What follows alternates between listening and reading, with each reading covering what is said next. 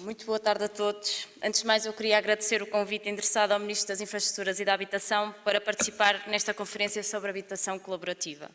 Certamente compreenderão, fruto das recentes alterações orgânicas do Governo, a impossibilidade do Ministro marcar presença no dia de hoje para participar nesta conferência internacional, que estou certa que foi muito profícua e enriquecedora para o debate nacional que estamos a ter das políticas públicas de habitação. No entanto, não poderia deixar de transmitir, em seu nome e através desta intervenção, algumas ideias sobre este debate em curso no país. O debate sobre a habitação colaborativa podia resumir-se numa visão simplista da realidade, num modelo semelhante ao que existe hoje para o coworking ou para o car sharing, pois são já hoje aceitos como soluções mais eficientes e mais sustentáveis para enfrentar os desafios do século XXI. No entanto, embora o potencial de partilha ajude efetivamente a enfrentar alguns dos nossos desafios, no caso da habitação o desafio é ainda maior e a visão de uma habitação adequada vai muito além de 4 paredes e de um teto. E por isso devemos olhar e discutir todos os modelos de habitação colaborativa com uma visão atual e assente na defesa de condições habitacionais dignas e acessíveis para todos. Fez o ano passado um século que se reconhece em Portugal que os desafios enfrentados pelas famílias no acesso a uma habitação digna justificam uma política pública de habitação. Desde então, e em particular nas últimas décadas, estes desafios tornaram-se mais diversos, complexos e mutáveis. O facto é que persistem problemas de natureza estrutural, aos quais é ainda necessário atender a outros pontos, nomeadamente ao acesso à habitação por parte da população, ao equilíbrio entre os vários segmentos de ofertas habitacionais que salvaguarda a funcionalidade global do sistema, à qualificação do edificado em estreita conexão com a coesão socio-territorial. A par com estes problemas estruturais, manifestam-se hoje novos desafios. Decorrem estes desafios das profundas alterações dos modos de vida e das condições socioeconómicas das populações. Falo-vos, por exemplo, da estrutura demográfica, das dinâmicas familiares, dos perfis de relação casa-trabalho e das mobilidades pendulares e profissionais. Decorrentes ainda da combinação de carências conjunturais com necessidades de habitação de natureza estrutural, derivadas de políticas de habitação anteriores e da mudança de paradigma no acesso ao mercado da habitação, precipitada pela crise económica e financeira internacional. Os problemas de acesso a uma habitação não se cingem hoje às famílias mais carenciadas.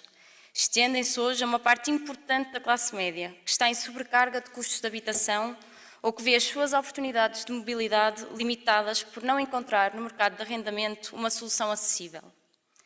Sem qualquer pretensão de ser exaustiva, aproveito a oportunidade para evidenciar o que me parecem ser algumas das vantagens mais evidentes dos modelos de habitação colaborativa, na resposta a estas alterações e carências.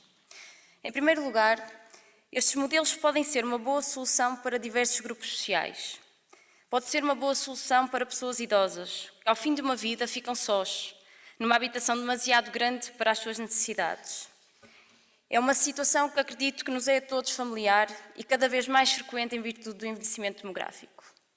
É também uma oportunidade para pessoas em idade ativa que, por motivos laborais, precisam de mudar rapidamente o seu local de residência e que não querem ou não podem assumir sozinhos os encargos financeiros de soluções mais tradicionais. E ainda para os estudantes deslocados, que se veem confrontados diariamente com a necessidade de encontrar uma casa e que não dispõem os recursos necessários para isso. Em todos estes exemplos, são inegáveis as mais-valias da partilha de custos, a que podemos ainda acrescentar as da companhia e as da entreajuda.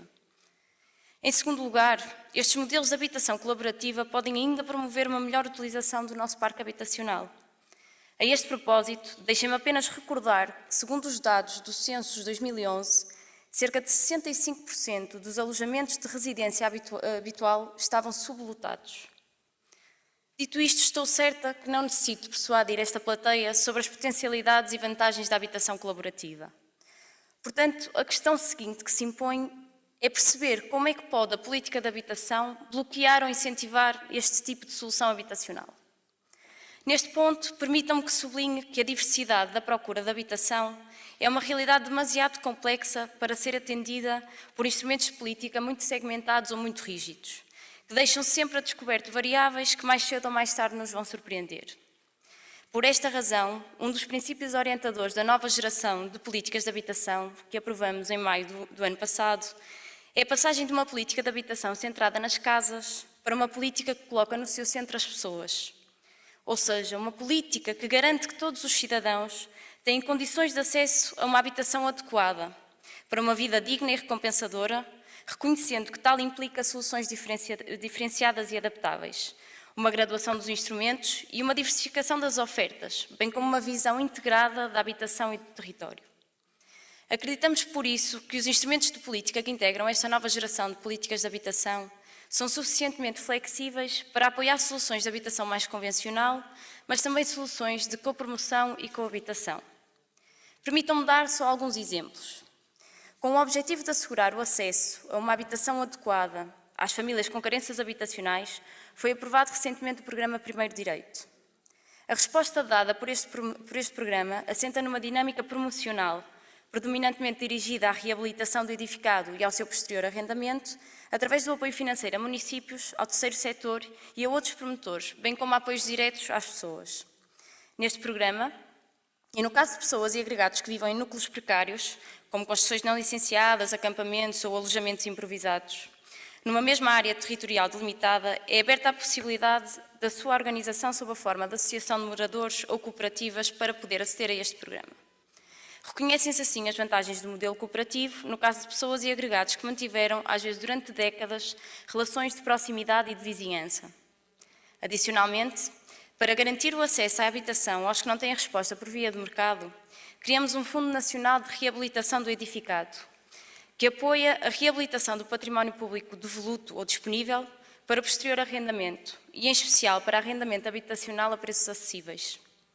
Promovemos assim o aumento da oferta pública da habitação neste segmento e a otimização dos recursos imobiliários públicos. Na fase inicial, podem participar entidades públicas da administração central e local e ainda entidades do terceiro setor. Quero ainda sublinhar que este fundo permite aos participantes promoverem a reabilitação dos seus imóveis sem recurso a endividamento, bem como investirem num fundo de baixo risco, com expectativas de rentabilidade e sem descurar o fim último de contribuir para objetivos de política pública ao nível da habitação e da reabilitação. Aliás, várias instituições de ensino superior estão a aproveitar estas vantagens para reabilitar os imóveis de que são proprietários e convertê-los em residências de estudantes. Isto permite aumentar a oferta de alojamento a custos acessíveis para um grupo particularmente vulnerável à pressão do mercado. Dito isto, sabemos que o aumento da oferta de arrendamento a custos acessíveis não se pode fazer apenas com o património público. E por isso criamos também incentivos para que os proprietários privados possam também praticar arrendamentos habitacionais a preços acessíveis.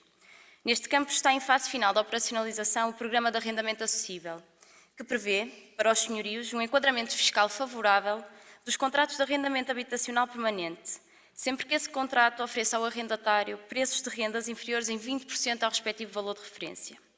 Para além de contribuir para um aumento da oferta do arrendamento a preços compatíveis com os orçamentos das nossas famílias, mobilizando o parque habitacional já existente, o Programa de Arrendamento Acessível abre também a porta para a coabitação, permitindo também o arrendamento de quartos. Não posso deixar ainda de referir o objetivo de criar as condições para que a reabilitação passe de exceção à regra.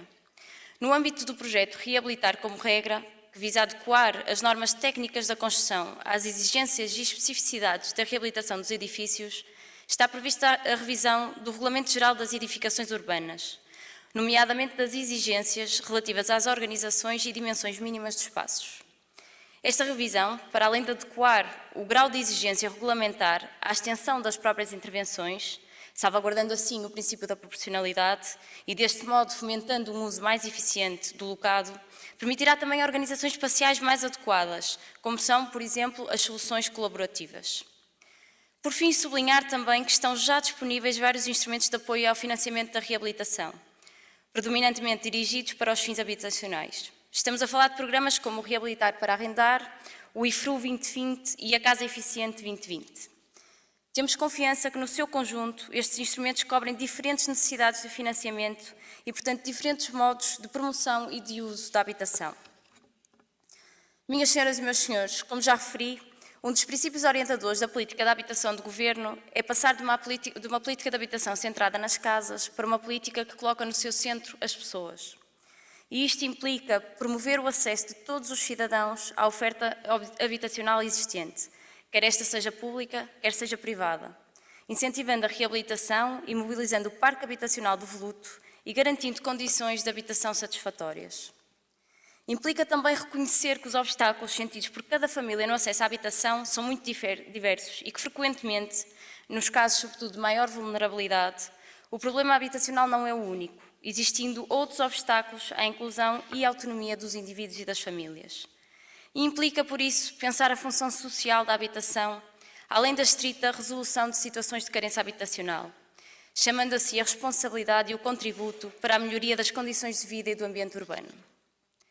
Espero que esta mensagem tenha servido para demonstrar com total clareza o compromisso deste Governo com o desígnio de efetivar o direito à habitação, numa diversidade de soluções que se devem conjugar entre si para efetivar umas políticas centradas nas pessoas.